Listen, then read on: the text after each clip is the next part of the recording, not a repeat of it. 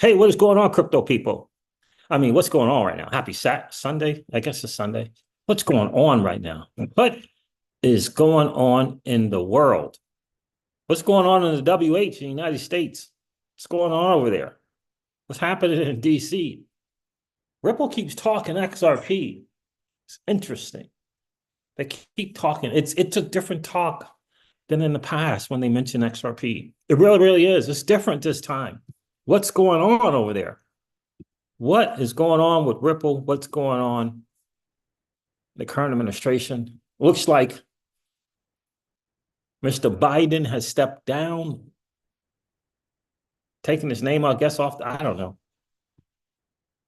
Kamala Harris is gonna has gotten the endorsement. I don't think that means anything. We'll talk about that. I think that's a cloak and dagger move. I think there's something bigger going on than that. For sure. I think there's something bigger going on than that. Nah, not buying that Kamala Harris thing. I'm not buying the Kamala Harris thing. No. I mean, Joe Biden stepping down, sure. Him giving the endorsement, sure. But I don't think that is the move. I don't think that is the move at all. Listen, the market's doing what it does, fam. Bitcoin's at 67,000. I did the dollar cost average today at Bitcoin and Solana. What say you? What have you been up to? What have you been up to? Crazy times. I wasn't even going to do a live today because it's not that much going on in crypto and the digital asset space. I mean, not really. Everything's being kind of shadowed. All this political madness is still being shadowed. What's going on, John Edward? How are you, bro? Hi, Cease. Long time. Long time, buddy. Still have my diamond hands, brother. I hear you, my guy. I hear you. I hear you. So do I. So do I. Listen, it's crazy in the streets right now. It's crazy in the freaking streets right now. Let me make sure this volume is up. Yeah, it's up. It's crazy in the streets right now. I mean, I don't understand what's going on. It's crazy. I mean, I listened to Caitlin Clark. I listened to Caitlin Long today in an interview with Scott Melker, the Wolf of Wall Street. I mean, she's sharing some crazy stuff going on with the banks and all that kind of stuff. It makes you wonder. It makes you want to get to a place where the madness is not as crazy. Me and Mr. Crypto Siege were looking at different countries, and we were looking at our the safer crime rates, still could do whatever. We looked at the numbers for the US. It's just horrible. 129th. When you throw in safety, crime rate, you throw in all of that, you kind of combine happiness and all 129th in the States. Crazy, bro. Crazy. John Edwards says 2017, not so 1XRP, brother. I hear you, my guy. Nah, I hear you. I hear you. I hear that. So yeah, a lot of people are kind of in that situation, man. Missed that 27-18 thing. Then, we got what's the word I want to say? We got shammed out of the 2020 and 2021 deal. Now we're waiting to see what's going to happen here. We're going to wait and see. I'm not sure what's going to happen with the market. Is the market going to say, well, you missed 20 and 21, so we're going to give you an above average X return because you missed 2021. So in other words, with where XRP sits in the top 7 or 8, you get your Bitcoin roughly a 4X. That's roughly a 4X from present position. You get your Ethereum roughly a 5 or 6X from there. What's XRP's X going to be? Why would XRP, that is in the top 10 in total cryptocurrency market cap, it's 8 if you take out USDC, and you really can't count staked ether. It's the same thing, which means it's really 7th. Stable coin makes it two stable coins. So it's like really Bitcoin, Ethereum, BNB, that's 3, Solana, that's 4, and XRP is 5. So does XRP, because it missed 2021, get a better X return from what the top fives are going to get? You know what I'm saying, Legendary? Is it somehow going to get, how is Bitcoin going to get about a 4X, 3.5 to 4X? Ethereum is going to get about a 5X, 4.5 to 5X. Both of those obviously participated in 20 and 21. BNB is going to get a certain kind of X. Solana, I don't even know if it's really an X or not, but they're calling 700 to 1,000. That's 6 to 7X from where it is currently. I don't think it's an 8X. 6 or 7X from where it is currently. What does XRP get?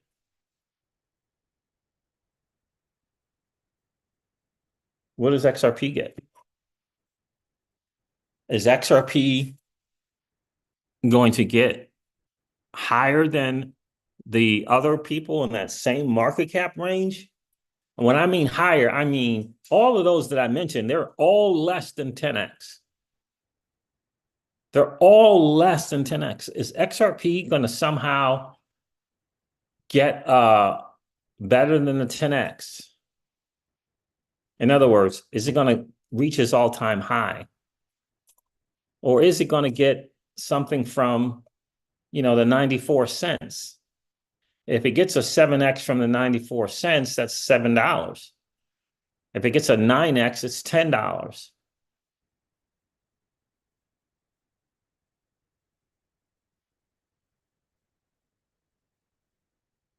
It feels like that's what it is. It feels like a 10X. Or is it going to get a 20X and around $20 from the 94 cents?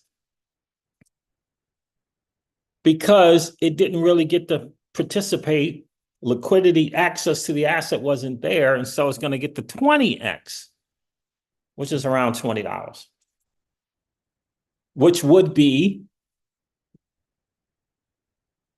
6X or so, 7X or so from the previous all-time high that it got a chance to participate in.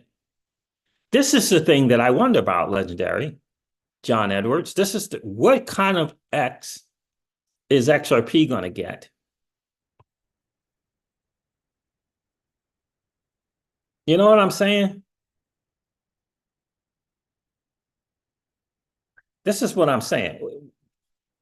Because if it goes from the 94 cents to the $20, that's about a 20X. And it's about a 6X from the previous all-time high. That would fall in line with the Solana X, the Ethereum X, the Bitcoin X. It would fall in line with that to be about $20. How many people would be happy with a $20 XRP? I wonder. Let me see. So was it technically 384, John, previous all-time high? I mean, technically it was, right?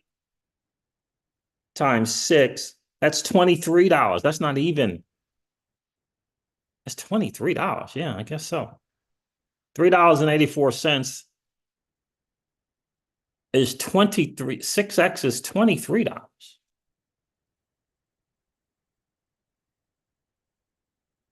It's interesting. So that's my thing. What's the X multiplier? Are we doing it from the 2017, 2018? Because it was fully accessible. It was fully accessible to everyone. So are we going from that all-time high to try to figure out where it's going to go this year? Are we going from the little 94 cents thing that happened? That's what I'm trying to figure out. So let's do times 7. times 7 is $26. So it feels like between $20 and $27. That's what it feels like to me, John. That's what it feels like to me.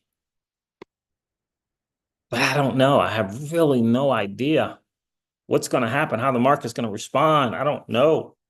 It will help. It will help that they're going to launch their stablecoin this year. That's going to help. But it's not going to help if there's not a product that people can use to drive network adoption. It's got to be a product that people can use on the XRPL that's going to drive the adoption. Like the Korean market, the Japanese market, what's the product that they're going to be able to use on there? That's kind of the deal. So if we do it from the 94 cents, now we're talking, it's a 20x. If we do it to get to $20, if we do it from the previous all-time high, we're talking 5, 6, 7x, which kind of falls more in line with what the kind of expectant numbers for Ethereum, Bitcoin, Solana, etc. So it's going to be interesting to see, kind of how it goes. I mean, $20. I think $20 is makes sense because people will note that that's just about a 5x from the previous all-time high. Like it would make sense. But for the people that were buying it at 50 cents, and buying it at when it was 40 cents, they're really happy. That's a nice multiplier, right? So it kind of feels that, that $20 to $26 range just kind of feels,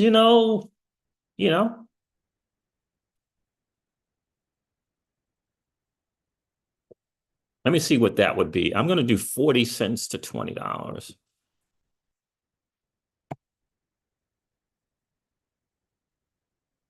I'm just going to do 40. You can do 50 cents too. We can check it out and see, but let's see, 0.4.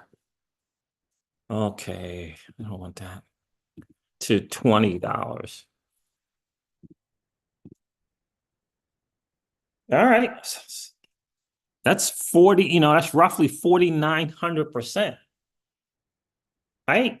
Like there were people probably buying it at 40 cents.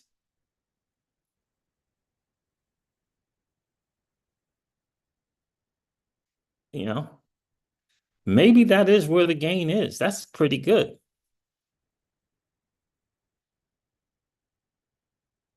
More monkey businesses in the building. How are you, bro? I just put my DNA on that like button. I like that, bro. Appreciate that. Guys, do me a favor and hit that like button. Put your DNA on that like button like More Monkey Business did. That'd be super, super cool. We always like to have just as many likes as we have viewers in the stream. That would be awesome, awesome, awesome, awesome. For sure. And by the way, if you haven't hanging out watching the Crypto Seas and you haven't subscribed to the channel yet, do me a favor. If you have been enjoying those hangouts, please consider subscribing to the channel. We're trying to get that about 45, 50% of people that are watching and not subscribed. We want to try to shrink that number down to about 25% on our way to 10,000 subs as fast as we can get there. And you can definitely do your part in helping us make that happen. So, you know what I'm saying? I mean, think about people buying at 40 cents and getting 40 something X on their money. I don't know. Anybody put 1,000 in at 40? Anybody put 500 in at 50 cents? I mean, that's the thing that I'm trying to deal with. What's going on, Hydro? I can't, like, everybody's afraid to give targets for XRP. Everybody's afraid, man. Everybody is afraid. What does a new all-time high look like? I guess, wouldn't it, if you see Solana at 700 to 1,000, Like you can't wrap your brain around $3 XRP. You know what I mean? The 20 to $26 kind of seems like, okay, yeah, it's 20 to 26. We didn't really get the 2021 thing. The 2021 thing, if we would have participated, remember, we would have a new all-time high, most likely. The previous all-time high may be $5 or $6 or $7, but we didn't get one. You got to remember that. So anyway, so that's kind of where I am with that. It's so hard to say. I'm going to let it do what it do. I'm not putting any more money in XRP. I'm going to let it do what it does, and we'll see from there if I'm going to get back into the reaccumulation stage once the cycle is over. We'll see, right? We got to see what's going to happen with this XRPL. Is it going to create network adoption or not? That's the bottom line. Is it going to create network adoption? XRP is so manipulated, says Legendary. Indeed, it is. John Edward said, what about AI when it's picking the fastest and safest solution for payments and tokenized bonds and assets? It's going to pick XRP. Yeah, maybe. The bottom line is the retail investor needs to choose it. The retail investor needs to be hopping on the XRPL. This market is driven by network adoption. It ain't driven by, it's network, it's the people hopping on there, hopping onto the chains. It's just proven out. Your best risk-adjusted rewards come from the layer ones, risk-adjusted rewards where you can get a year over year from holding and accumulating, come from the layer ones that create network adoption. It doesn't mean that other tokens won't do better numbers. Now, I'm not saying that. It doesn't mean, the meme coins have already done out, they've already smashed the layer ones. I'm not talking about that. I'm talking about the year over year valuable asset that you can hold that will give you the best risk adjusted reward. The formula is that layer one with a bunch of daily active users creating network adoption. Network adoption by retail, network adoption by builders, network adoption by whoever. It's kind of what it is. So we're going to see. Going to give XRP their shot. I'll be glad to take dirty, nasty fiat and accumulate more XRP if it gets there and that layer one scenario of network adoption, people adopting the chain. But it's got to get there, It's got to get there for sure. So let's go over these numbers real quick. So, we'll kind of look at what the coin Gecko is saying, market is just simply doing what the market does. And this 67,000, I snuck in some BTC at 66. So that's pretty cool. Let's refresh CoinGecko and see what all is good. So Bitcoin is currently trading at $67,777. Interesting. You know what? Hold on a second. Hold on.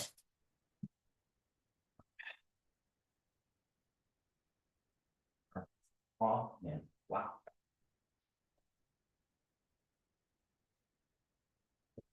It heated up in this joint. All right. So according to CoinGecko, the total cryptocurrency market cap is 2.59 trillion. Well, we're in July and September is still weeks away. So what is this all about, really? What is this all about, really? Is this the swing traders heaven with the market right now? That's what it feels like. 2.59 trillion for the total cryptocurrency market cap. Bitcoin dominance is about 52%. Bitcoin is trading at $67,777. Again, on the 30-day, Bitcoin's up 5.7% on the 30-day. Ethereum is trading at $3,500. It's down 0.5% on the 30-day. And Solana is trading at $182. It is up 5% on the 24-hour, 25% on the 7-day, 36% on the 30-day. XRP is at 59, might as well say 60 cents there. It is up 13% on the 7-day and 23% on the 30-day. So, John Edward, the largest holders of XRP is the Korean market. I wonder what's going to happen over in the Korean market with XRP. It's going to be interesting to see. It's going to be interesting to see for sure. It's really hard to say. But I want to go over this video here with you guys of this lady from Europe in this interview. Her name is Cassie Craddock, and she's the managing director of Ripple. Europe at Ripple, or she's managing director for Ripple in the Europe region. Interesting little interview. I'm not sure if we need to play all of it. Crypto Eddie shared this with the community. Let's take kind of a quick listen to what she has to say here. Some interesting questions. And it's kind of, I don't know.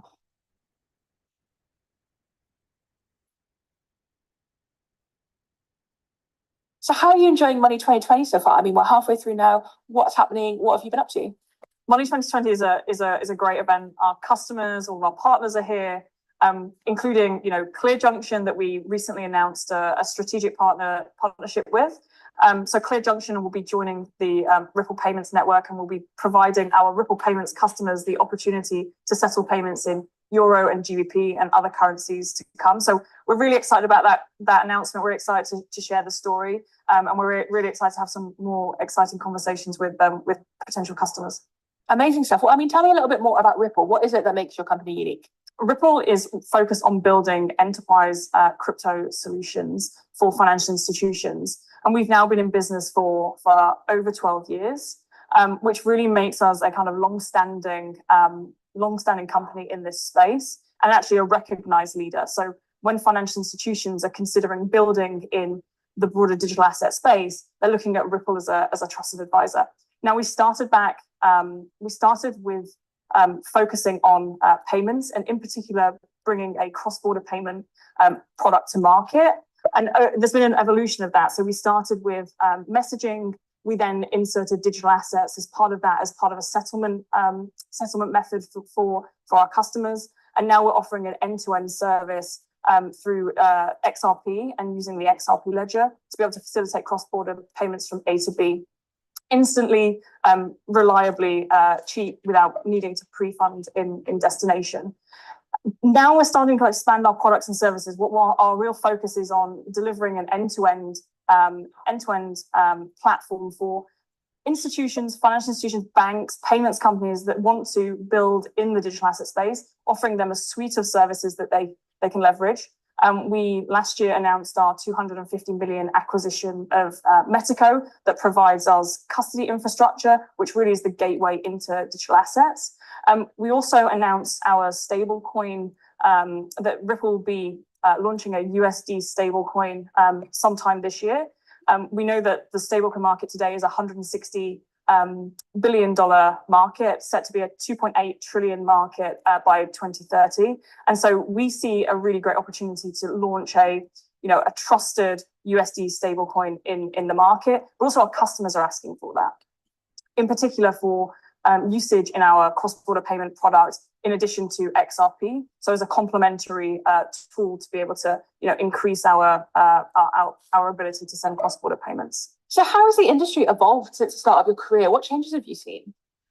So I joined Ripple 7 years ago now, and back then banks and financial institutions definitely weren't thinking about building their businesses on blockchain or leveraging digital assets. And so we at the time were going to banks and we were saying, hey banks, join a emerging payments network called RippleNet.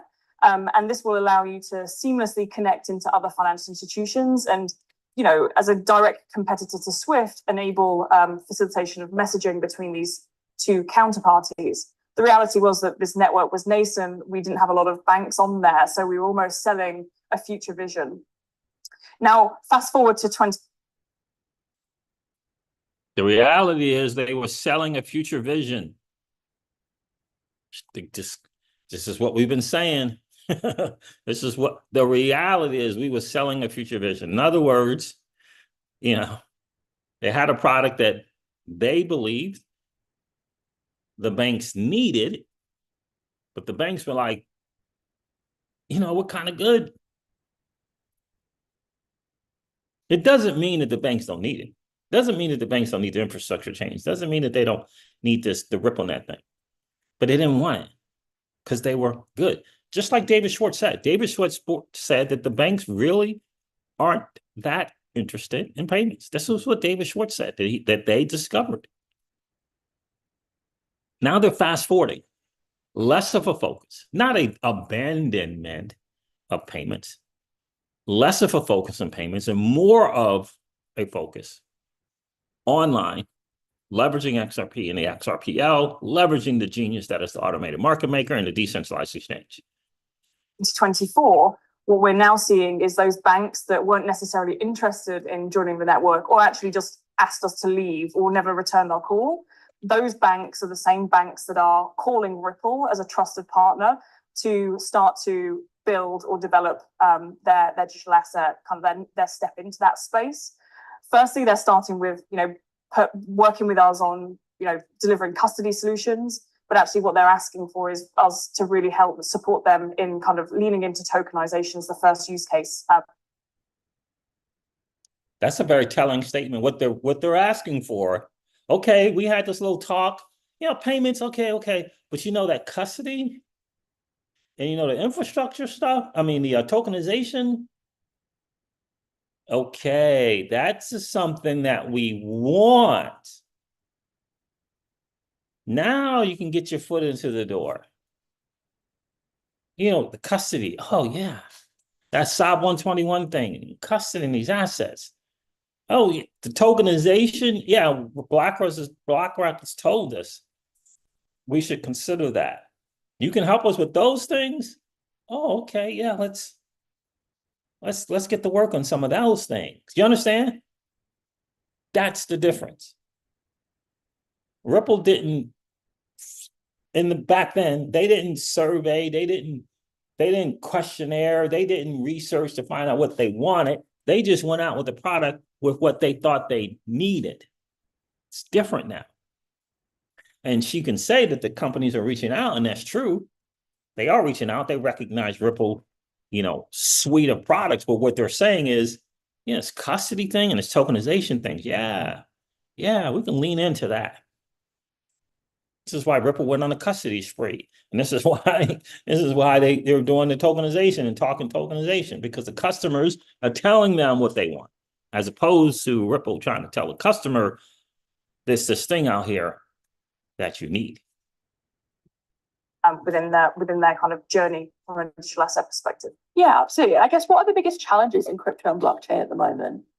Of course, regulation is the natural biggest challenge. So, thankfully, outside of the US, we're seeing better regulatory frameworks starting to come to fruition. So, the MiCA regulation in Europe is a really exciting one, and that helps give that regulatory framework that businesses like ourselves are asking for. So we're really excited about that. It also, the passporting component of that helps, from a broader European perspective. But also, we know that crypto companies and blockchain companies, they find it really difficult to work with TradFi companies, and it's not because these traditional financial institutions don't want to work in this space. There's just not regulatory certainty, and so they see this industry as high risk. And so hopefully opening up those regulatory frameworks will help it be easier for these banks to work with us, work with companies like ourselves.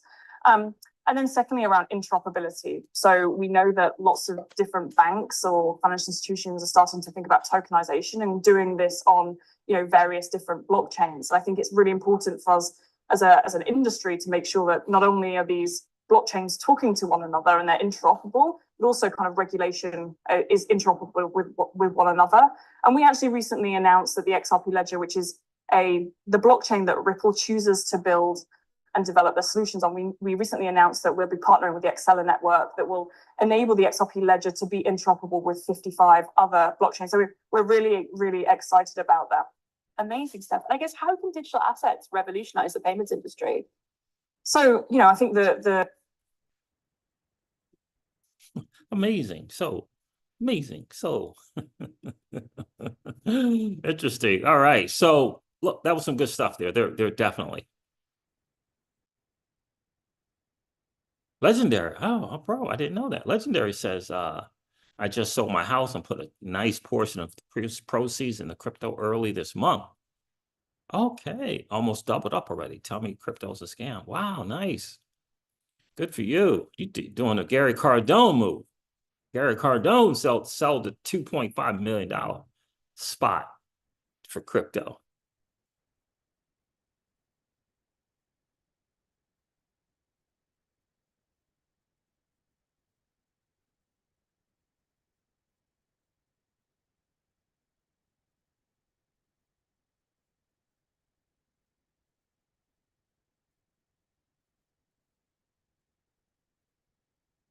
What's going on, Leo Messi? There's a show about XRP in there. What's going on with that? Yosef is in the building. What's going on? What's going on? What's going on? Life is good. Mule Shoe 05 in the building. What's up with you, bro? Life is good here, man. Life is good. So that's kind of where I am with XRP, fam. This is kind of where Jungle Inc.'s like, what's going on, bro? I don't think Harris will ultimately be the pick. We will go to open convention. Yeah, I don't think, I agree. I don't think she is going to be. And in fact, why don't we start getting into that, start talking about that? I did say we were going to talk a little bit about that. Let's get into some stuff about that. So the recent word on the street is current president is stepping down for health reasons, and he endorsed Kamala Harris. Just take a look at what Vivek Ramaswamy said not too long ago. Elon Musk actually reposted Vivek's thing. So think about that. Think about that. He says simple incentives explain almost everything. A complex explanation is rarely needed. Vivek said this: best way to predict the future, just follow the incentives. It's shocking how precisely right you can be, right down to the exact timing. Take a listen to this from Vivek Ramaswamy. Vivek, I have been dying to talk to you all day, and here is why. I spoke to you pre-debate, and you told me Biden would not be the nominee. You've been saying it over and over and over. Post-debate, I suspect you still believe that, but tell me how it plays out. Look, I think that the reality is the managerial class around Biden has lost their use for him. This has been obvious to me since last year. Play out the incentives. He is not the strongest candidate they can put up. And these people, they have stopped at nothing to keep Donald J. Trump out of office. You think they're going to stop at this step? I think it's actually one different game they're playing, Kaylee, is they want this to happen as late as possible into the cycle. They want it to be in the honeymoon phase of a new candidate. Initially, you get that honeymoon phase before the scrutiny comes. If that swap out comes in August or even after August, they get to put up a candidate who will not yet have had the scrutiny, keep Republicans guessing. And that's, I think, the game that's actually going on here. And the reality is, I think there's only two viable choices, really, if you think about it. The Democratic Party is wedded to identity politics. The only reason Kamala Harris got that job, frankly, is because she was a black woman. Don't take my words, take it from the words of the Democratic Party itself, which leaves Kamala Harris or Michelle Obama. That's where I predict this plot ends, and I don't think it's going to happen particularly soon. I think it's in their incentive to wait as long as possible, and that's exactly where I think the game goes from here. Mm-hmm. Interesting. So August, and you named two individuals. In the meantime, we need to know what's going on with our country. Troops have died overseas. That phone does ring at 3 a.m., and I don't know that Biden's answering, and we need answers. Do you believe that Congress should use their oversight authority to subpoena whomever they can? I don't know if they can do this with current administration. They can certainly do it with former administration officials. Should there be congressional subpoenas to see if KJP is correct that nothing has been hidden from us?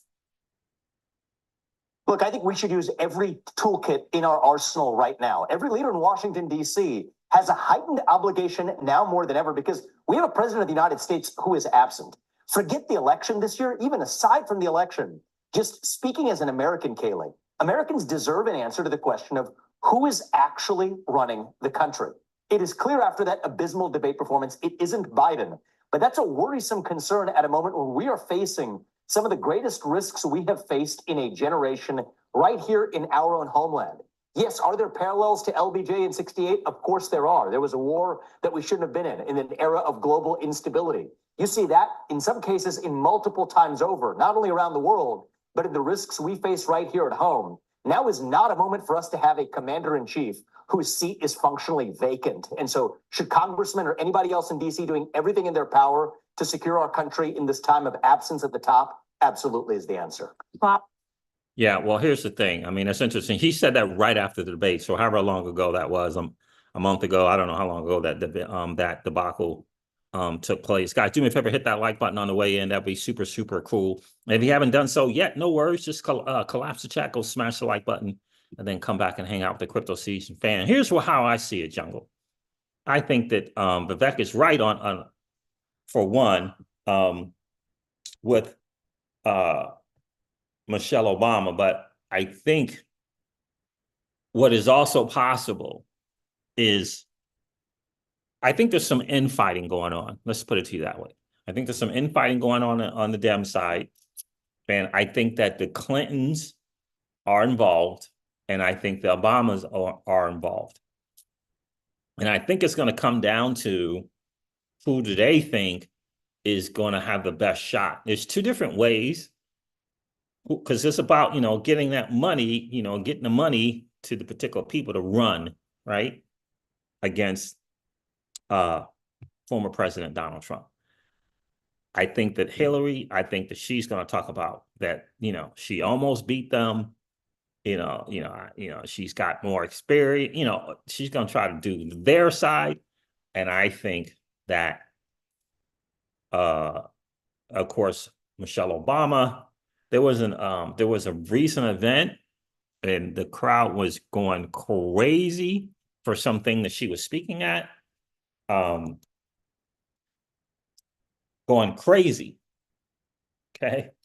So I think it's two camps there. It's the Obama camp and it's the Clinton camp.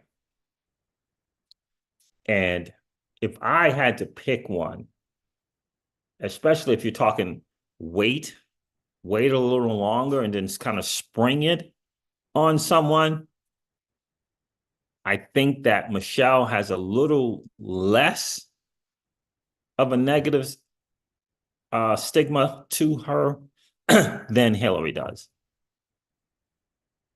Now, obviously everyone's going to make the bigger argument about the experience and the fact that she's been the Secretary of Treasury and, all of that. But they have to decide within this House, it's divided right now. They have to decide who's going to be the better candidate. It's interesting to me. That's going to be challenging. I think that's, it's going to be really, really challenging. And I think that's why they're waiting. They want to take, shorten that time where Michelle will be exposed to having to debate. They want to shorten that as much as they possibly can. Give her enough time, let some, and spring her on them. Here's the thing. Those numbers for and here's another thing too. The women, the Black American voters, Biden lost like 31%, like toast. Who better to get that vote back? I don't think it's Hillary Clinton. I don't think it's Hillary. Jungle says the most sensible pick is Hakeem Jeffries. No one said his name yet. Look for a surprise run for him once the dust settles. Hakeem Jeffries. Yeah, I heard the name before. I don't know who he is. I heard of his name before. For Michelle Obama to have her first debate for all the marbles against Trump is asking a bit much. Yeah, it is. It really, really is. Yep. Yep.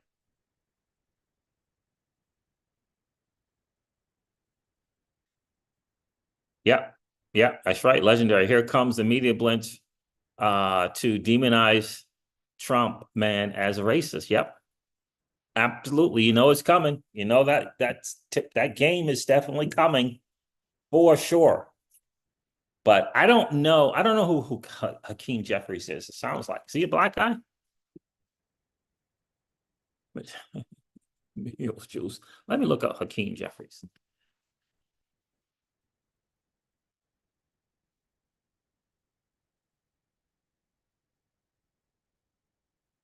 Okay. Minority leader of the House of Representatives. Okay. I've seen him talk a couple of times.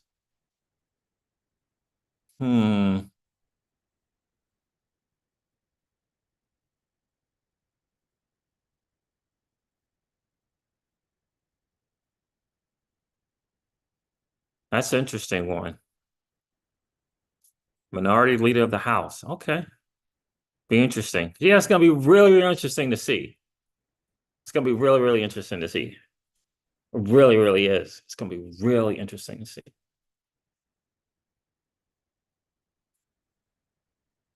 Joseph says, I learned my lesson holding on to my bags in 20 and 2021. I didn't take enough profits. I'm selling everything this time, except maybe a handful I'll never sell.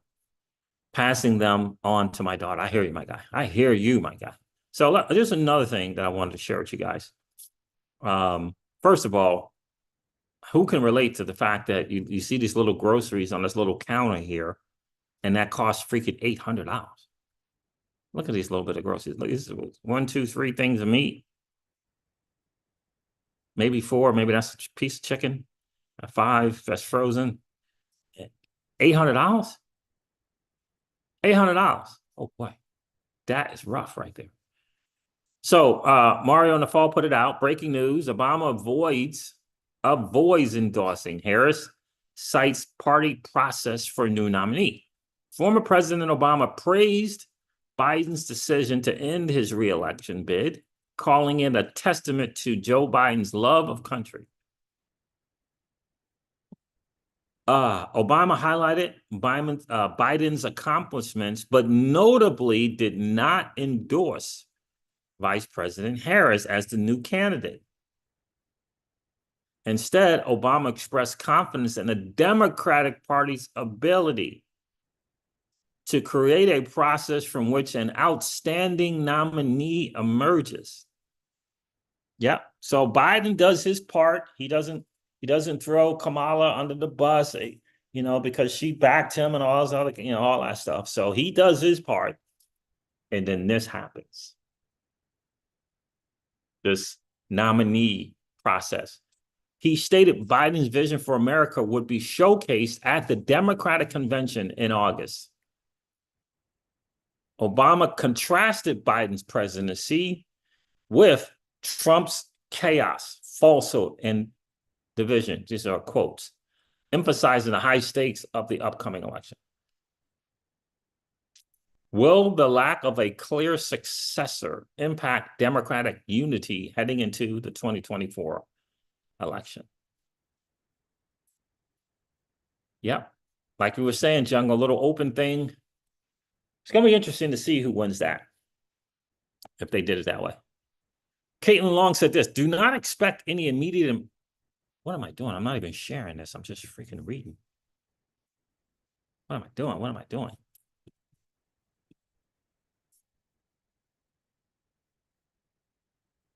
Try this again. Mario and the fall shitters. Obama avoids endorsing Harris, cites party process for new nominee. Former President Obama praised Biden's election to end his reelection, his decision to end his reelection bid, calling it a testament to Joe Biden's love of country.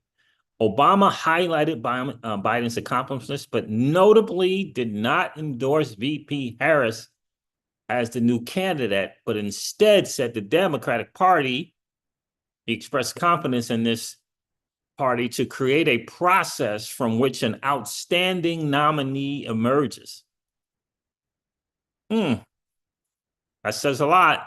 Says a lot. It kind of speaks to what you were saying, Jungle. Do not expect any immediate improvement in the U.S. crypto policy, since Biden wasn't in charge of it anyway. Warren has been in charge of it all along.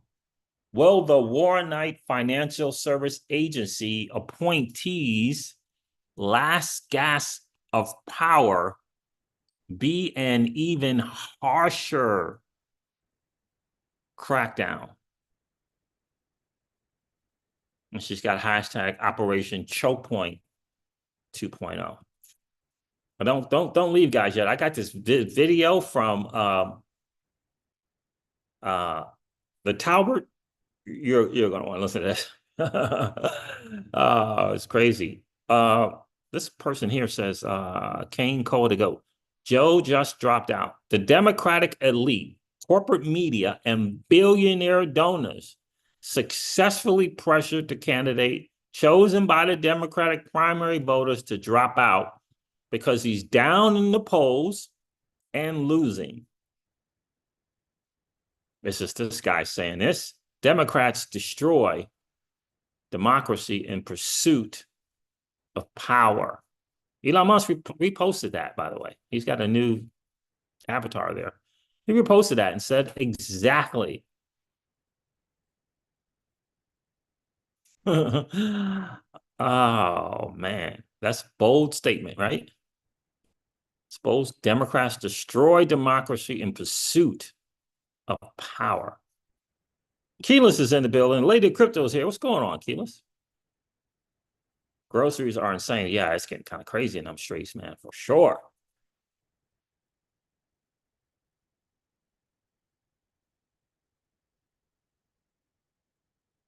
The difference is in the customer. Leo Messi says, what's the difference between XRP and the Ripple US dollar? Why do you need XRP when you can use Ripple? The difference is in the customer and the market. David Schwartz says that in the emerging markets, it's more beneficial to use the asset XRP. And non-emerging markets, it's more efficient to use a stable coin, and that the customers have been asking for said stable coin.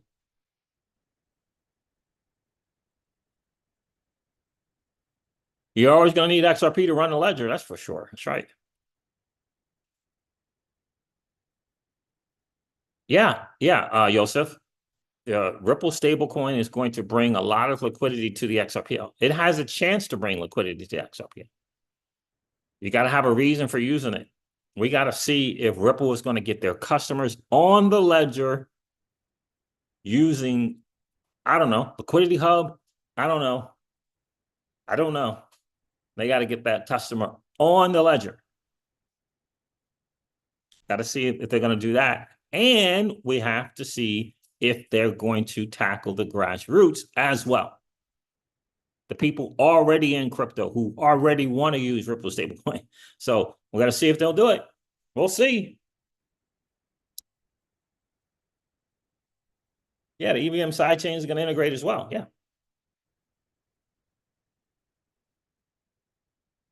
It's going to be, as well. So we'll see. I'm just waiting. We're waiting for the product for the crypto people. It'll be awesome if Ripple gets their the SMEs and these money transmitter businesses and whatever they got. It'll be interesting if they're going to create something that's going to get them on the ledger. Then we're going to really get a true sense of the kind of volume that they're moving through.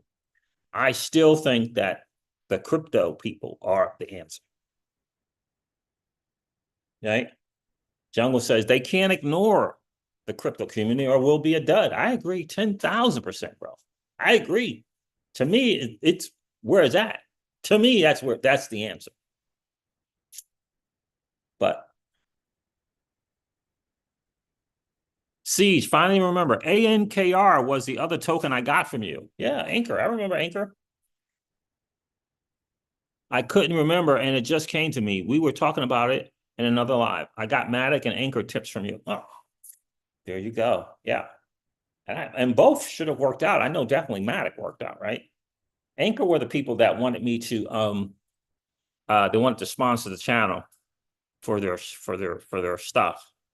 And I just felt like I couldn't really give them the commitment. Joseph said, I heard yesterday that Ripple is going to integrate XRP into the gaming industry.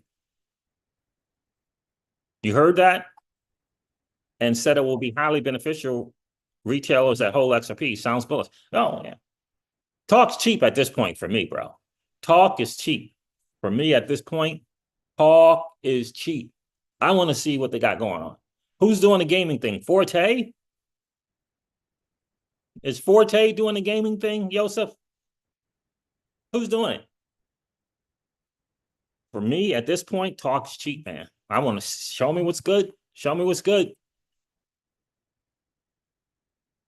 Jungle says, CJ, check out Grayscale's new report on AI when you have time. Really? Gives a nice framework for investing in the sector. Oh, I know they're doing that. They're doing an AI kind of like index, aren't they? Yep. Hugo says AI might be bigger than finance for crypto. Yeah. Yeah.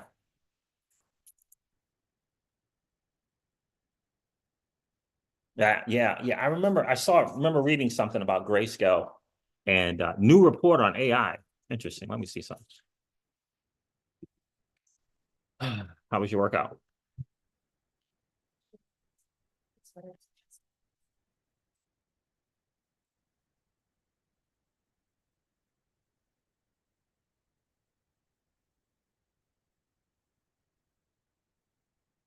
Yeah, decentralized AI fund. Decentralized AI fund. I'm trying to see which one is going to let me share this. Yeah.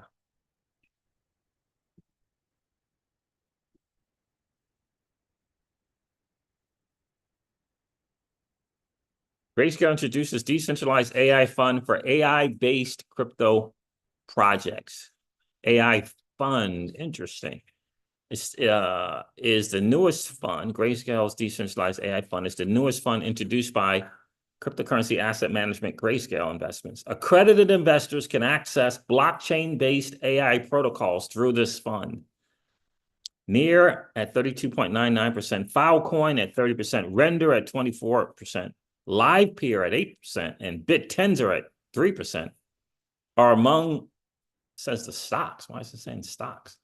Are among the stocks that make up the fund as of July.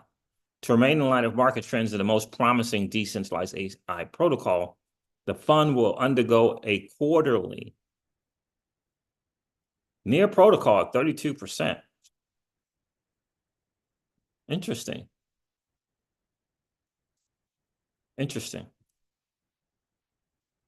Yeah. I'm not sure why someone would not just go and just buy these tokens themselves. I don't know why you need to be in a fund, but in any case, there it is. Those are the numbers. I think AI is going to be big. And Jungle, to your point with Hugo Filion, I think the blockchain for data is just the first thing that Flare Networks is going to be doing. Just the first thing.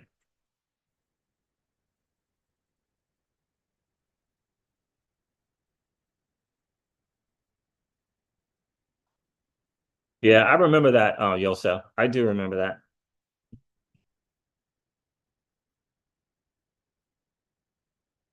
For picking your own. They have their research and reports as a nice framework for picking your own. Yeah, absolutely. Yeah, and that's good as well. You know, it's funny, I hear all of those names, Filecoin and Near Protocol, interesting that they kind of ventured into that quote unquote AI play. I mean, BitTensor and Render certainly makes sense. I'm going in the infrastructure plays, right? So I'm going with the IO.net, the GPU.net. I'm kind of going with those play. And I got a sleeper in based AI. We'll see how that goes for sure. So let's continue on this freaking crazy announcement on the political front, which is crazy. Joseph says, I'm deep in there. Nice. Yeah.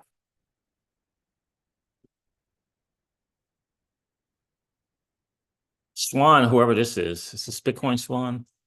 Bitcoin only financial services. All right. Says Justin,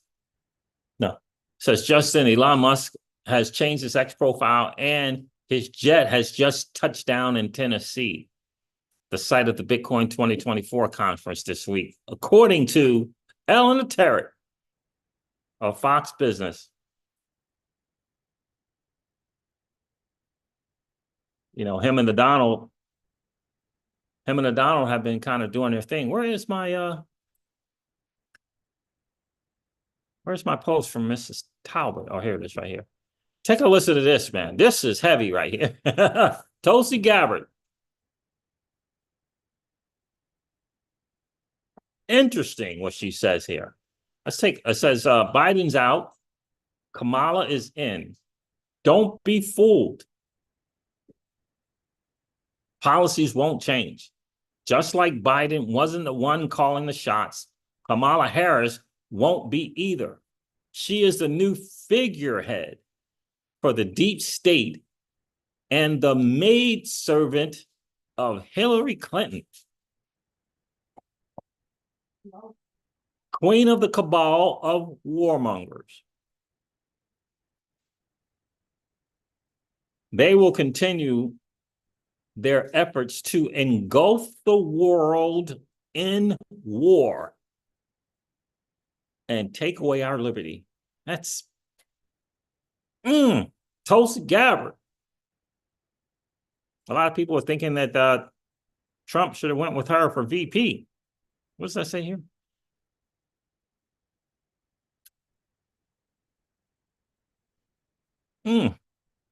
Let's see. Let's listen. Take a look. Hey, everybody. I just got here to Rome, where I'm going to be joining a dialogue and forum on peace, security, and prosperity for the Western Hemisphere in Europe. I just saw the news flash like everybody else. President Biden's no longer running for re-election, and he's endorsed Kamala Harris to be the Democratic nominee for president and commander-in-chief. I'm going to sound the same warning now that I have been for years, going all the way back to 2020 when both Kamala and I were running for president on the Democratic ticket. She is unfit and unqualified to be our president and commander-in-chief and would be incredibly dangerous in that position. The prospect of Kamala Harris making decisions about war and peace and where to send my brothers and sisters in uniform into harm's way is not only terrifying to us, it should be terrifying to every American, knowing that we would all pay the price for her dangerous actions and dangerous decisions. Everything you've heard me say about Hillary Clinton, the queen of warmongers, can also be said of Kamala Harris. There should be no question in your mind that if Kamala is allowed to be our president and commander-in-chief, she'll be the maidservant of this queen of warmongers, the head of this elitist cabal of warmongers that has gotten us into this place. They're the ones who've been calling the shots behind Joe Biden's presidency. They would continue to call the shots if Kamala Harris is president. And where have they led us? To the brink of war with multiple countries in all parts of the world, and closer to the brink of nuclear war and Armageddon now than ever before. The choice for us is very clear. If we cherish peace and freedom, and if we love our country, we must vote against Kamala Harris in this election on November 5th and vote for Donald Trump. Interesting. She was a Democratic nominee and running for trying to become the Democratic nominee. Interesting. Endorsed her. Yeah. Jungle said, I disagree that President Biden really endorsed her. He could have stated that in his official statement, and he did not. Yeah. Yeah. Makes sense. Absolutely makes sense. She's not even liked in her own community. So it's smoke and mirrors as far as I'm concerned with Kamala Harris. Smoke and mirrors.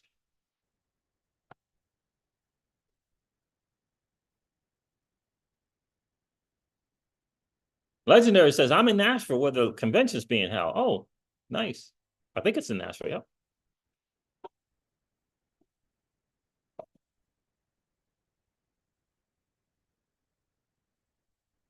Legendary said, told you. Hill Dog and Barry Sotoro, Obama, are both running the show. Yep. Yeah, she's in Europe, man. She's not running anything anymore. She's trying to figure out how we can, take down the military-industrial complex. That's what Talbot's doing. Tulsi Gabbard, that's what she's doing. One of the main enemies, with the deep state, sending everybody else's children off to war for their personal profits. That's what the deal is there. So we had this talk about XRP. We don't know what's going to happen. If it's allowed to participate in this bull run, which is everybody's got this access, how do we try to figure out what the X is going to be? And is it going to be from the 2017, 2018 all-time high? I'm guessing that's where it's going to come from. And if it's going to come from a $3.84 XRP, I'm still in the range of $20 to $26 this cycle, which would be crazy great for people buying XRP at 40 cents and people buying XRP at 50 cents. It would be crazy great. We're talking 40x. And for the people at 40 cents, somewhere around 48 or 49x. But from the all-time high, that's only 5 or 6x. Kind of seems like that falls in line with where those high market cap cryptos would go.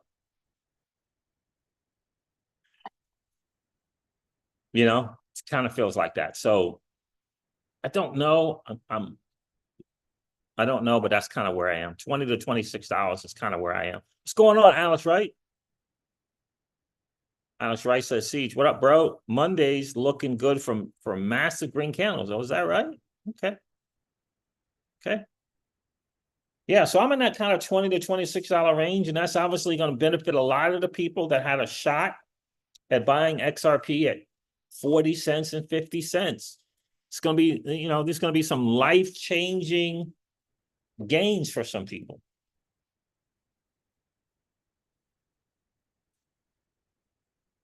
Really is. There'll be some life-changing gains. Joseph said, and 18 cents. Yeah, I mean, think about that. Think about buying something at 18 and 20 cents and haven't seen your thing go up from there. That's going to be amazing.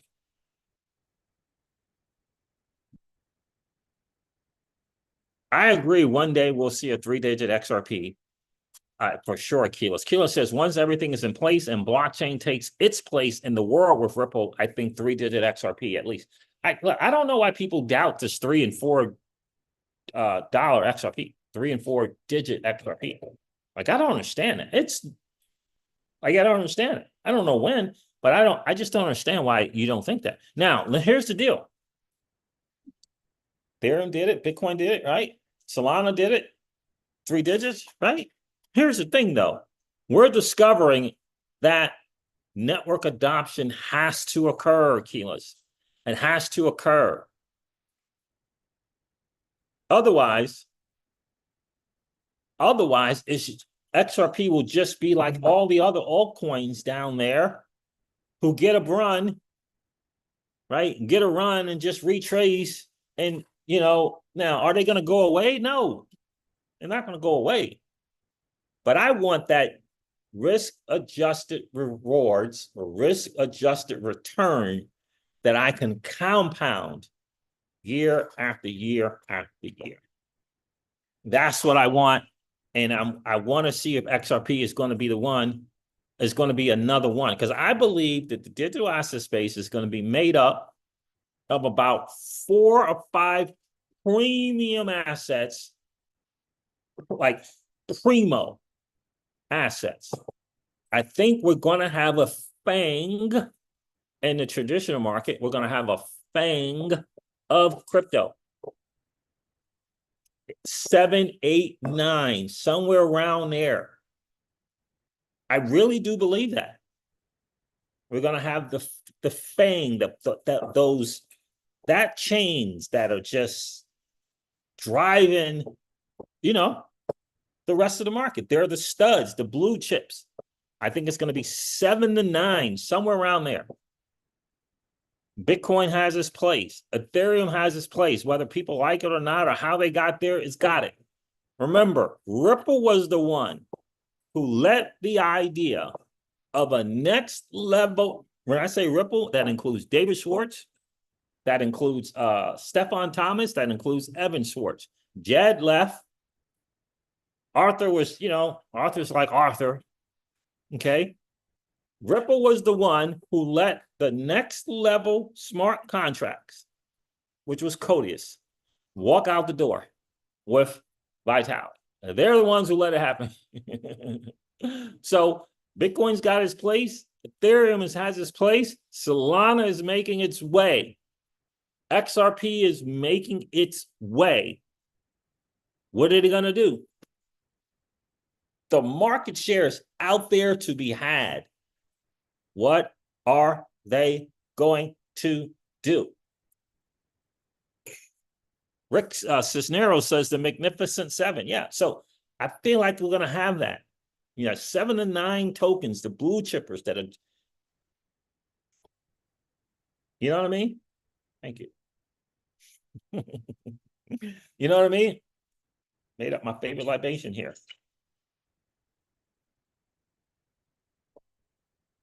And the great thing is we're here early to see. You gotta think for me in the crypto season zone,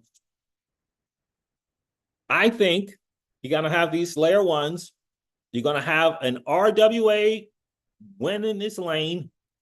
And I think there's gonna be an AI winning this lane. Like, here's the thing. Can we just completely discredit that Flare network can't be one of those 7 to 9? I don't think we can. I don't think we can. But I think there's going to be an RWA that's gonna get in that top 7, 9, and probably an AI.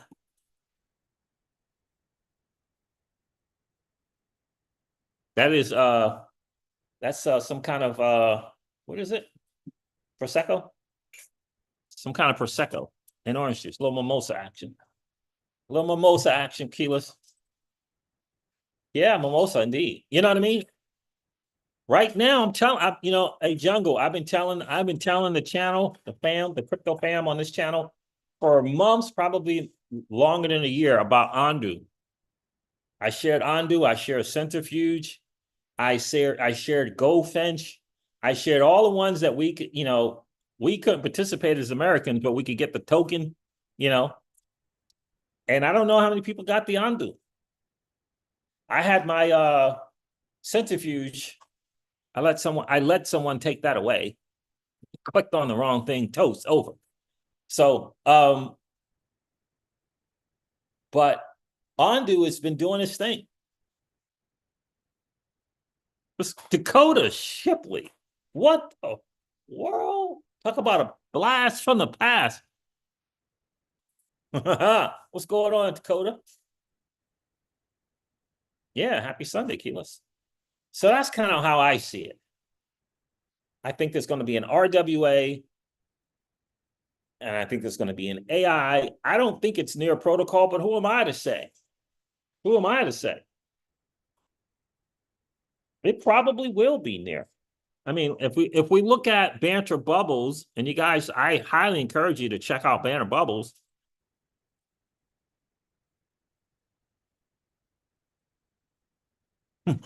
Jungle says, you remind me of CKJ in that way, peeking around the corner and finding good projects. Thank you, Jungle. Yeah, man.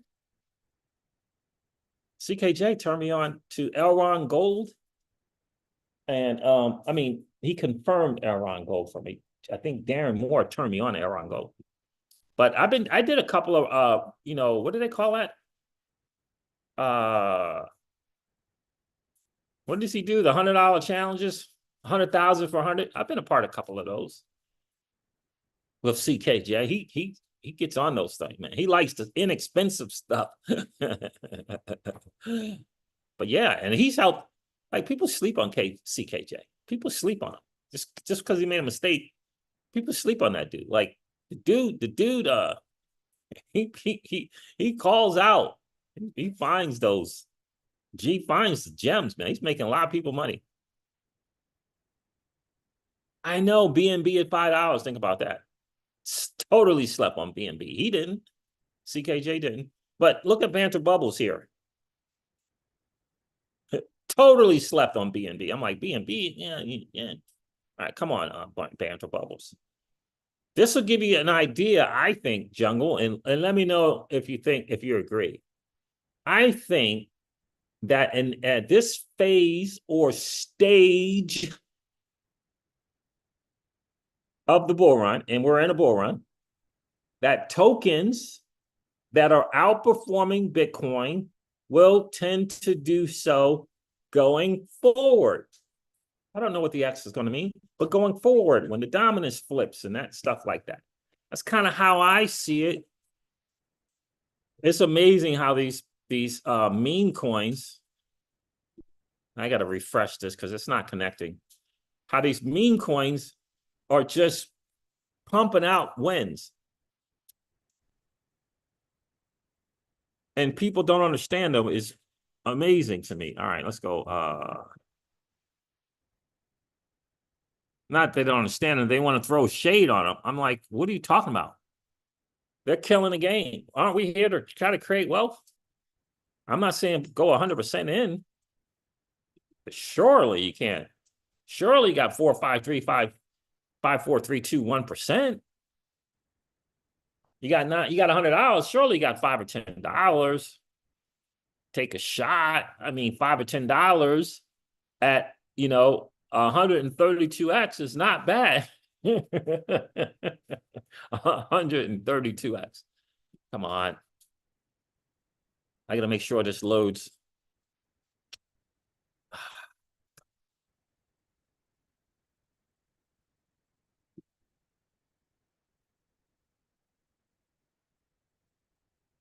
Oh, there it is. So this right here is the altcoins that are outperforming Bitcoin. Make sure I got the settings right. Yep, that's right. And we go, of course, we got Bonk meme coin on Solana, Whiff meme coin on Solana, Brett meme coin. I mean, look, it's hard to argue these returns. Popcat it just launched. It just launched. It's already up 4,600% in reference to Bitcoin. But that's a just launcher type deal. Whiff, Brett, right? I don't have any of these meme coins. Brett is on base. I don't have any of these meme coins. So you got 1, 2, 3, 4, at least 4. And I think Floki is another one on here as well. Right? And I just think that those that are outperforming will probably continue to do so for the duration of the bull run. All right. So what do we got? So those are the big meme coins. Pepe, 263% over Bitcoin. Ordi. What is Ordi? What is Ordi? Is that an AI play, Ordi? I don't know. Kaspa is a layer 1, 127%. Ton, the open network, is 118%. Not a gaming token on time, 105%. Fetch AI. Now, I guess they call it something else, don't they? Now, I think they merged with the other two. That's 189%. That's an AI play. Do you have any of these? If you do, it's probably good news going forward in the bull run. Marinade Solana. I have some of that. That's 235%. Don't know what Ordi is. Undo. There's the RWA play, 196%. Arweave. It's more like an AI play with Arweave, 155%. This OM is Mantra. It's been around for a minute. Mantra's been around in the Cosmos eco for a minute. And they just now, I'm thinking 7, 8 years, like, wow. And they're just having their moment in the sun there. What else? Jasmine down here, 241%. Do you have any of these? I have Jasmine. Floki, I believe, is a meme coin. I'm not sure though. 285%. Regular Solana, 213%. Have some of that. The question is, do you have some of these? Here's a Kosh network from the Cosmos ecosystem as well at 143%. I don't know what Ordi is. But that kind of seems like that. What do you guys think? Does it seem like that those that are currently outperforming will probably continue to outperform Bitcoin going forward? Yep, Fetch merged with a couple other people, and they have an interesting name for the token now.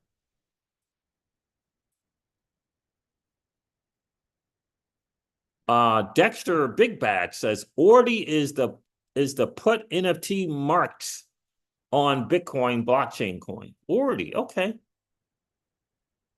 Are you saying mark like an NFT marketplace, markets, NFT markets? Yosef says, I got bonked, took 80% of my profit a couple months ago. Nice. Keela said, I made a ton on BTT, BitTorrents. I wonder if that's going to do anything again next run. Well, we're in the run right now. So, like we've been in the run, we're in the run. So BTT, I don't think was on there in that, Keyless, because we're in the run now.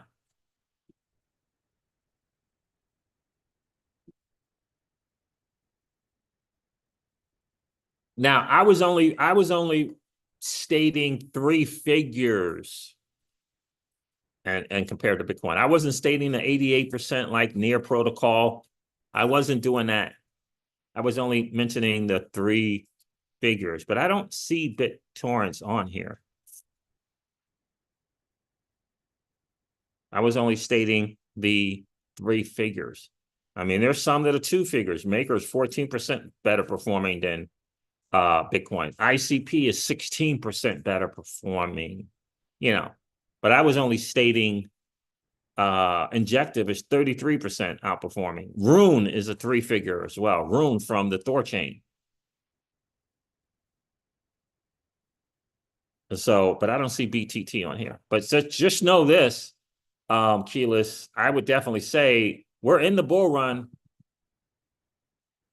My guy, Virtual Bacon, was like, if that token is not doing its thing now at this phase of the bull run, it's probably not going to do it. Remember, we have a lot of tokens in 2021 did not reach their previous all-time high.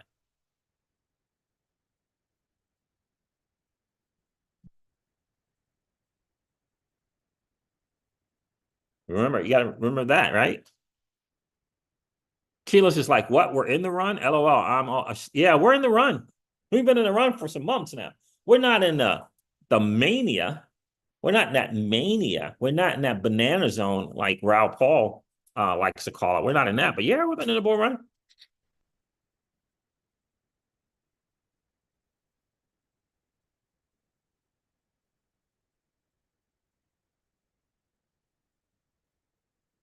Oh, Dexter Big Bad says 21 million ordi, same as Bitcoin. It inscribes NFTs on. Oh, yeah, I heard about ordi. Is it a type of ordi? Is that a type of rune? Or is it a BRC20 Dexter Bags?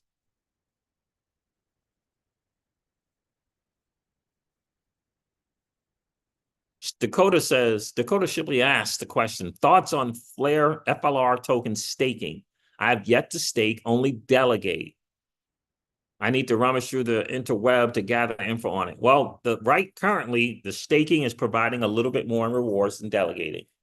Couple of challenges. Well, one challenge for me with staking is after every period, you have to restake. So you have to remember to restake. I'm told by a fan of the channel that Scepter is a really, really good thing because you can stake there. You don't have to keep restaking. It's like Scepter, SCEPTRE. It's a liquid staking deal on Flare networks. So you don't have to keep the restaking thing. And he really likes the benefits of having this SFLR token from staking. And with that, you don't have to have the 50,000 FLR tokens that you would normally have to have. So he's really high on the SFLR deal and staking with Scepter. My challenge with that, you know what? There might be a possibility, since you don't have to have 50,000, because I'm staking currently, but to stake currently, you have to have at least 50,000. So I'm staking, but I'm wondering, for the sake of not having to worry about restaking, if you could split some up, staking with Scepter and take the added advantages. It's like there's some added advantages to holding SFLR. And then just go back to the wrapping and delegating with the other part that I wouldn't do with Scepter. That might be a possibility. I did the automatic delegating legendary. I didn't pay any attention to the price for auto claiming and all that. When I was wrapping and delegating, I just did the automatic. Now I didn't start out that way, but I went to that for both Songbird and FLR. Bubba Smith says, have to say, watching a couple of your last streams, and you seem to be coming down on Ripple. I don't know if I'm coming down on Ripple. What I will say, as I will say this. Ripple hasn't produced a win for the XRP holder in terms of putting out a product. They did a win for XRP holders in terms of the case, of course, but they had to. Right? They had to win. But for the Ripple's got some wins for Ripple, the company. But I don't see the win for the XRP holder. And they're two different people. The Ripple shareholder is different than the XRP holder. They're different people. Whirlwind is in the building. Says Siege is honest about Ripple. I respect that. Thank you, Whirlwind. So that's the thing that I say, Bubba. I think that it's important, if you're going to share Ripple's glory, you have to be fair and share the non-glorious stuff. I think if you're talking to a community, you should be fair. You can't just sing all praises if it's not all praises. And it's not all praises. It's not all praises. So they pivoted and or lessen their focus on payments and or, right? So no one's saying that they failed at payments. They have pivoted.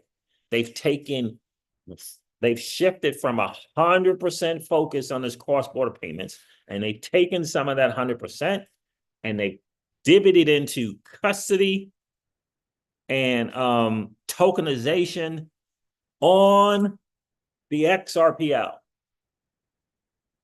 On the XRPL. Leveraging the genius, leveraging the decentralized exchange and the automated market maker. And what I say to that is finally. Thank God, finally, they've done that. But you got to remember, like Jungle points out, we haven't seen anything from Forte. They dished out 100 million. Haven't seen anything. They dished out, I don't know, whatever millions of billions for Cinnamon, whatever millions of billions for Coil, and there was no success there. And that's okay. It's a startup company. They got to figure out their way. They got to, get it right. They remember a CEO, he's leading the charge. Some wins and some losses. And I know the difference between CEO speak and, realities. And Brad Garlinghouse is really, really good with CEO speak. Like he says, anyone who thinks we are not dedicated to XRP has lost their way. Well, that's CEO speak. Right? That's CEO speak. Because you can't say that and then say, we're going to use the stable coins where it's applicable and use XRP where it's applicable. And that customers are letting us know. That's CEO speak. He's a CEO. He's supposed to do that. He's supposed to figure out a way to paint the brightest picture to the public that he possibly can. That's his job. He don't have another job. Let me give you an example. Who here remembers how he threw shade on Tether? Who here, he subtly threw shade on Tether? Who here remembers when he subtly threw shade on Circle? He did it to both stablecoins. That's what he's supposed to do. That's what I call CEO speak. Why is he supposed to do that? Because they're coming out with a product. They're coming out with a stablecoin. He's supposed to do that. He's supposed to do that.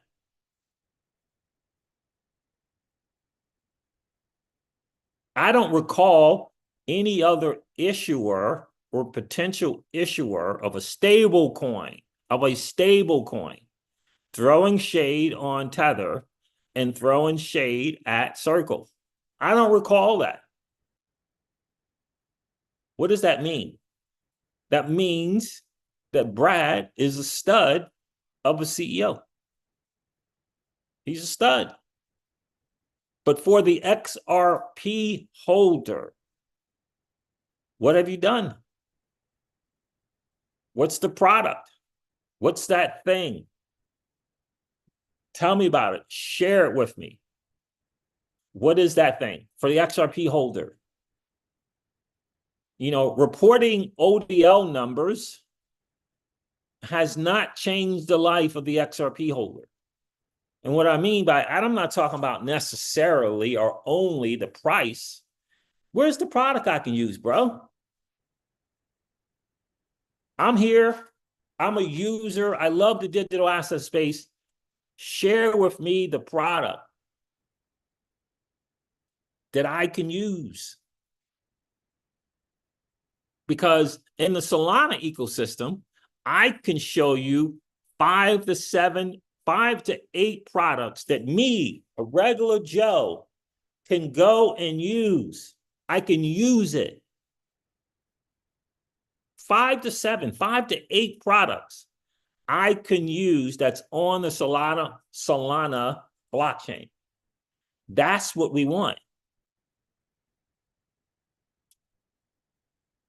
That's what I'm saying. Now,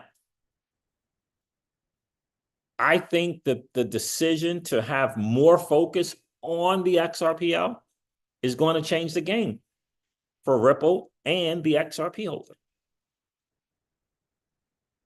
But what I'm saying is, you're going to have to show me. I led with faith.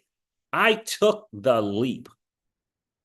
I took my dirty, nasty fiat and invested in what I believed could be the future.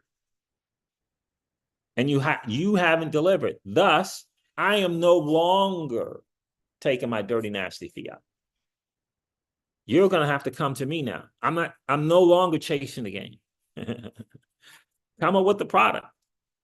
And the biggest thing to wait for Bubba Smith, in my humble opinion, is what is the liquidity incentive event going to look like with the stablecoin and the XRP pair with the stablecoin?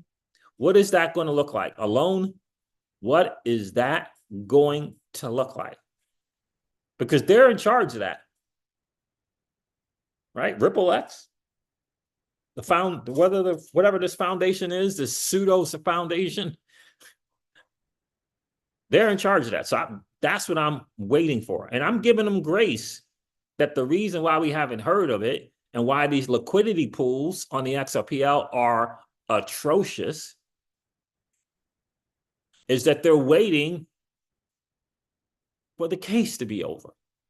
I mean, all of it over. You know, the kind of the non-appealable status of this case. So I'm giving them grace that when that happens, then we'll see this liquidity. But they got to get it right. They're gonna have to get it right. They're gonna have to come correct. You talking about you want to do both the top, bottom, and the bottom top thing? That's what you're saying. I want to see it, bro. I want to see it. And I say this, I've been saying this in the last 2 or 3 streams, and no one has answered the question for me. How is it that we have a Solana pay before we have an XRPL pay? help me make sense of that. How is Solana hooking up with Stripe and hooking up with whoever the other person is that they hooked up with before us?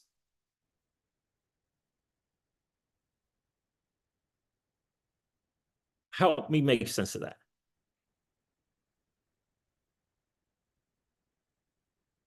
Because in the end, we're in the digital asset space. You know, the idea of being able to use a product in this space is beneficial to the whole space. We haven't had that. I mean, orchestra finance is cool, but the liquidity pairs are not great. DEX5.Pro is going to be awesome, but what's going on?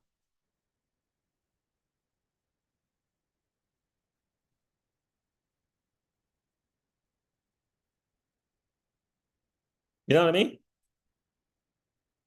So that's what I'm waiting for. Now, again, I have to point out, I do believe now, you know, and the other part that for me is Ripple is always looking outside of crypto for answers instead of looking inside. They look outside first instead of looking inside the digital asset space first. They're always looking outside. They keep looking outside. They completely ignore the low-hanging fruit.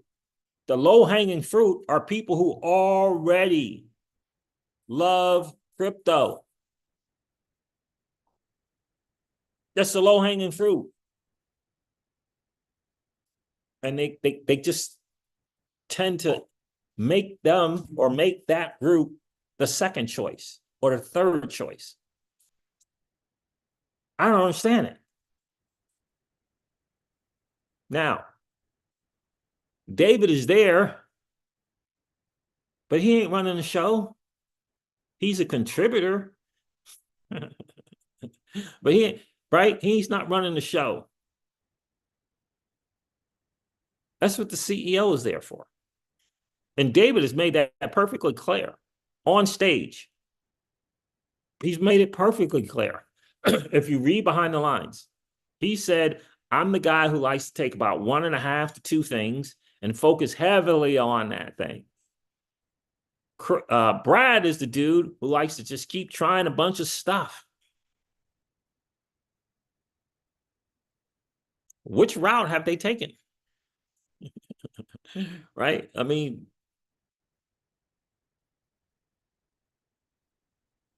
so that's kind of where I am with that, you know.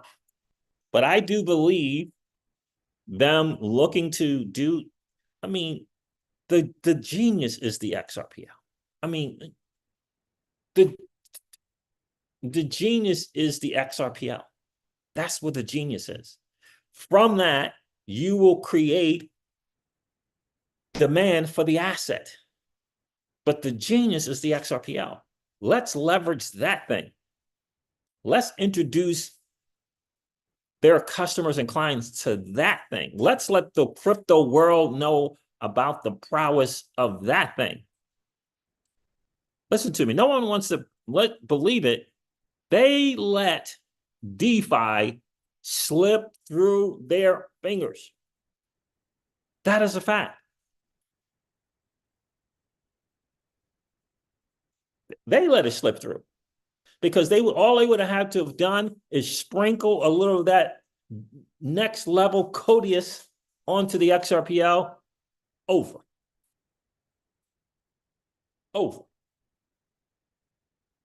They let it slip.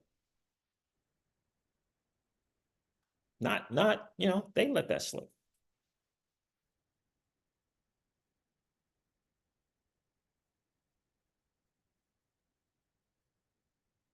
You know, so that's kind of where I am with that. We'll see. Ripple thought payments was the all in all. Yeah, that's what. Look, I mean, you get to a fork in the road, you got to make a decision. They made a decision. They went down the payments thing. Brad Garlinghouse said himself, we'll find out whether or not we should have won smart contracts or not. That's what he said. I think he already knows. I think he already knows what the better decision was. But, you know, Thank God they're nimble. Thank God they can pivot. Thank God they can adjust. And they have. They have. So hope is not all lost for sure. But you got to know this, you got to know the truth. You got to know part of knowing what you hold is knowing the truth. It's not about being hoped up. Too many XRP holders only want to be hoped up. That's it. That's all they want.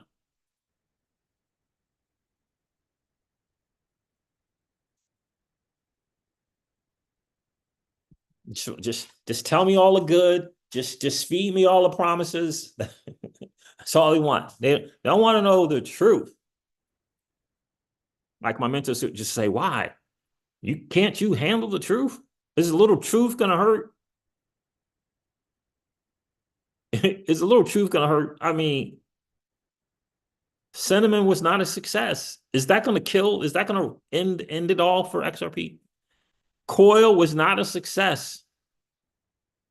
Is the world of digital assets coming to an end?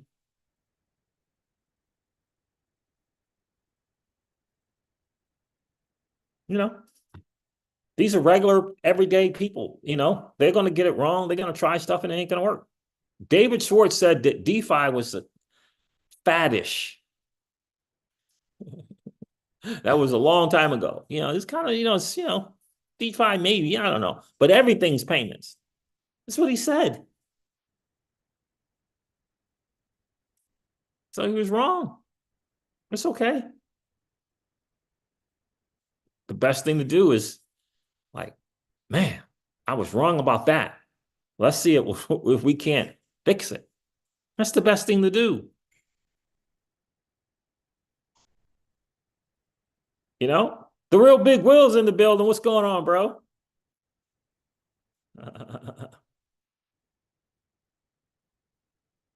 And we are really early. Listen, Yosef, the fang of crypto hasn't been established yet. I mean, goodness gracious, it's only, what, 12 years old? Something like that? 13 years old? The fang of crypto has not been established yet. But you can't argue the crypto facts. The crypto facts are this. Layer ones have to create network adoption. They have to improve daily active users. That number has to be going up and to the right. The adoption of the blockchain creates demand for the native asset of the blockchain. Then number goes up. It's storage, it's supply and demand. And this is from the XRP holders' perspective. Ripple and the team over there could create a product for an SME and create income that has nothing to do with the XRP holder. Nothing to do. And they've done that.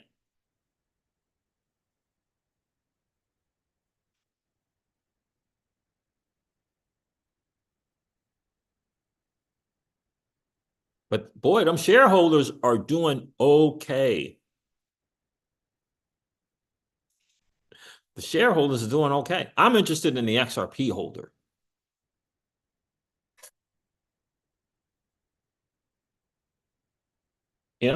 I'm interested in XRP. That's why I'm here.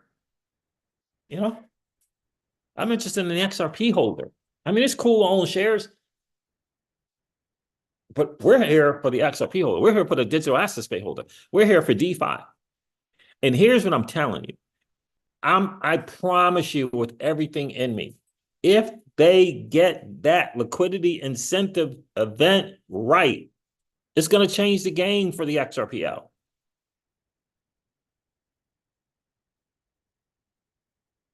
If they get it right.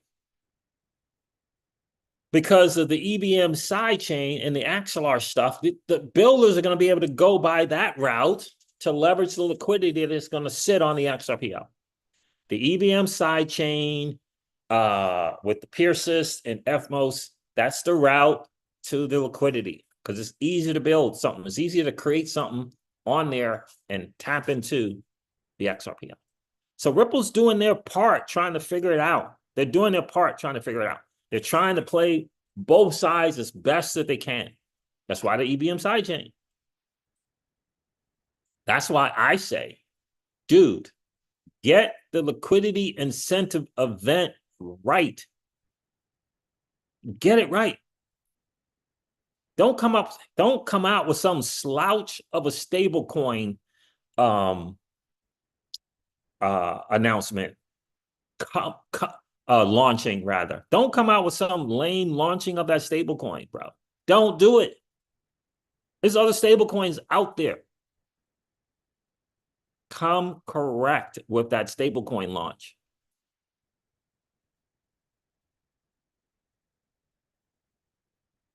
Joseph said, and like you said, it's going to take participation also.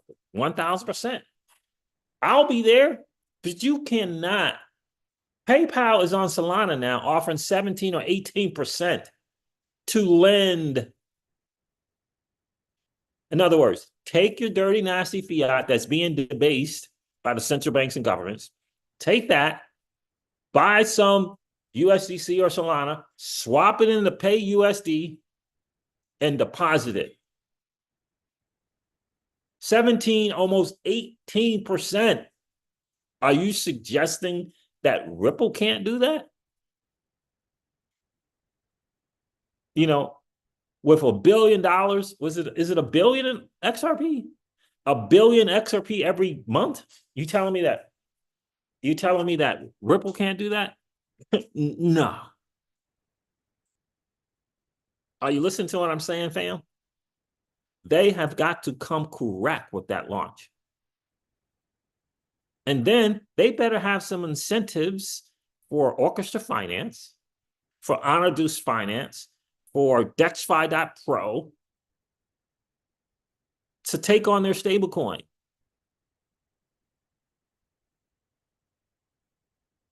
Yeah, better be some rewards up in this piece. Like MakerDAO, like Kinetic, etc. That's exactly right. That's exactly right. Now, Ripple's going to kind of take the MakerDAO ethos, but they're going to try to capture that kind of thing. But come correct with the stablecoin. I mean, come on. Isn't Flare offering some kind of yield on the USDX? Aren't they got a little 3%? Is it 4%, 2%? I don't even know what it is. Aren't they offering rewards in addition to just the yield you get for the stablecoin? Of course they are.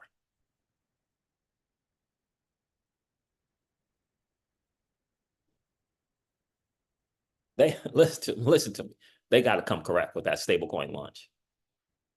I'll be there in the liquidity pool with the XRP and Ripple stablecoin, and with Ripple stablecoin and some other stablecoin if they do it.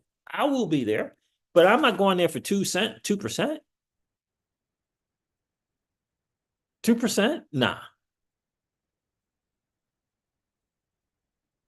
So FLR is offering 4% on the USDX, and the other people are offering 4%. And hopefully Enosis is going to get access for retail. It'll be able to take advantage of it. Because right now retail can't get that USDX from what I understand, Yosef. So Ripple's got to come correct. They got to come correct. And I'm giving them grace. I believe they have to wait. They can't be doing any incentives with XRP in the middle of the suit. The suit's not over yet. I mean, it's not over yet. We can't give them any little inkling of trying to bring something up that Ripple did in reference to XRP. So they're going to have to, non-appealable status in the SEC versus Ripple case. We got to get to non-appealable status. I don't know what that looks like, but we have to get to that. But when we do, come on, man. The XRPL can move anything of value in 3 to 5 seconds for 0.00001. You understand? That's where the partnerships and stuff is going to come into play.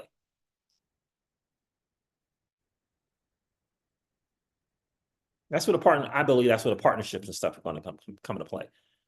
This lending protocol thing that they're building out, it can be good for the SME, small money transmitter business. It can be good for them. I still think it's going to be like the OneMain financials and the lending trees and the lending points of the world. That'll be the first iteration.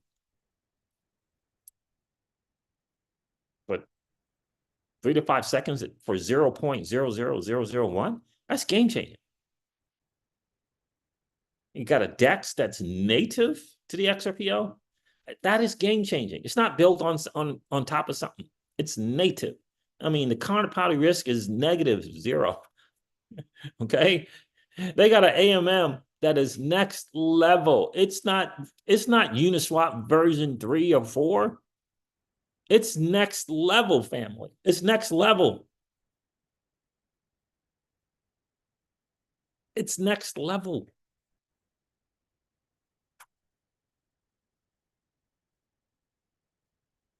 You know what I mean? It's next level.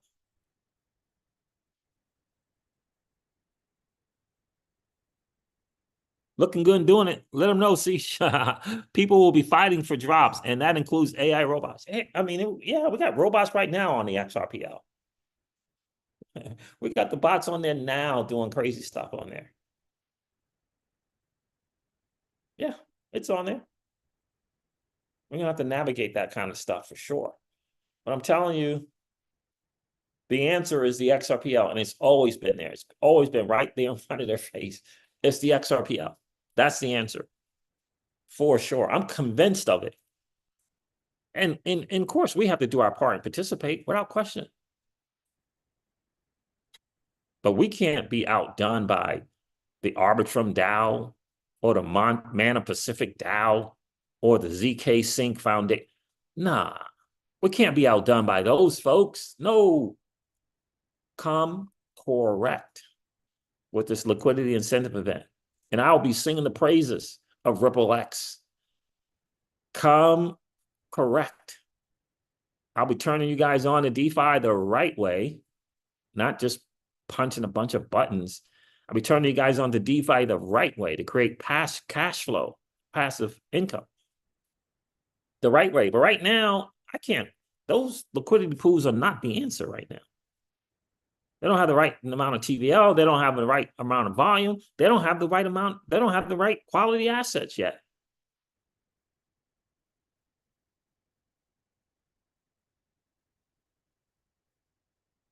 So, but in any case, there it is, fam. I rambled long enough. Miss Crypto C's made some dinner for me, so I got to hop off here. Snatch some of that up. Look, Ripple, look, let me tell you this again. We leapt with faith. We reached into our dirty, nasty fiats on the promise of Ripple and the XRP asset and the XRPL. It's time for you guys to show up now. It's time for you guys to put that product out that we want to use. Just like Jungle says, Jungle was right. We need the product that we want to use, and we will use it. Solana's got 3 projects operating outside of crypto that is on the Solana blockchain. When I say outside of crypto, that's not right. That's not. So there's 3 projects competing for market share outside of crypto, and they each have a token. The token is accessible through the Solana blockchain. It's that way. 3 of them. It's at least 3.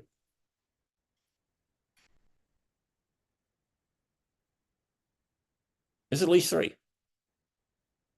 So I would think by way of the EVM sidechain, there should be projects building on that thing that can tap into the ledger, can tap into the XRPL. That's what I see. There's no reason. You got the EVM. You got the easy way to build something. You got it. It's right there. Let's build it. And then you can tap into the XRPL, and you can tap into 55 plus blockchains because of Axelar. It's right there. But it just happened. It's going to take some time. The EVM sidechain thing is not even completely built out. It's going to take some time. But I bring up Solana to let you guys know where we are going. I bring up Jupiter Exchange and Drift Protocol and Camino Finance to let you guys know where we are going. This is where we're going. And you best believe there are going to be retail people who say, okay, I'm paying 2, 4, 6, 8 cents here. I can pay less than a penny there. Yes, there's going to be a portion of people who say that. You know, we all suffer through Bitcoin. I try to move like less than $100 worth of Bitcoin. They want $15. Like, what's going on with that? Right? Right? We suffer through that. We suffered through Ethereum. We got to 6, 8, 2, 4 cents in Ethereum L1s and 2s. But there's going to be a portion of people who be like, okay, hold on a second. This is liquidity pool over here. And the transaction is going to cost 0.00001. Okay, I'm good with that. Going to be, you know, the farmers are going to come. The liquidity farmers are going to come if the event is correct. But I want to know what's the AVE of the XRPL going to look like. I want to know what the MakerDAO of the XRPL is going to look like. I want to know what the drift protocol of the XDeFi protocol, what is that going to look like on the XRPL? Who's going to be the Uniswap on the XRPL? I know that Ripple seems to be favoring Orchestra Finance. Who is it going to be? Because right now, Orchestra ain't got enough stuff going on there. They need some more features. I hope that they're paying attention to Jupiter Exchange. I hope that they're paying attention to that. And I hope that they're able to build it out and that the ledger is not keeping them from building it out. I hope. I think that it's not. But look at Jupiter Exchange. I love this community. And this community will get behind a project that's going to bring value to them. There's no question about it. No question. All right, fam. So there it is. Thank you so much for hanging out. I appreciate you guys. Do me a favor. If you didn't hit that like button on the way in, do so on the way out. That would be super, super cool. And if you're hanging out, listening to and watching the Crypto Siege and you haven't subscribed to the channel, please consider subscribing to the channel if you've been enjoying those hangouts for sure. We're trying to get that number from about 50% down to about 25%. And if you can do your part in helping us to reach that goal, we want to get to 10,000 subs like yesterday. So let's make that happen together. I'm going to end this live stream, guys, like I do all my live streams, and remind you guys of this. Old money doesn't want you to win. But that's okay, though, because you and I, we're already winning. And I would ask you to consider this, perhaps ponder the idea or notion of living your life permissionless. I'll talk to you guys soon. See ya. Bye.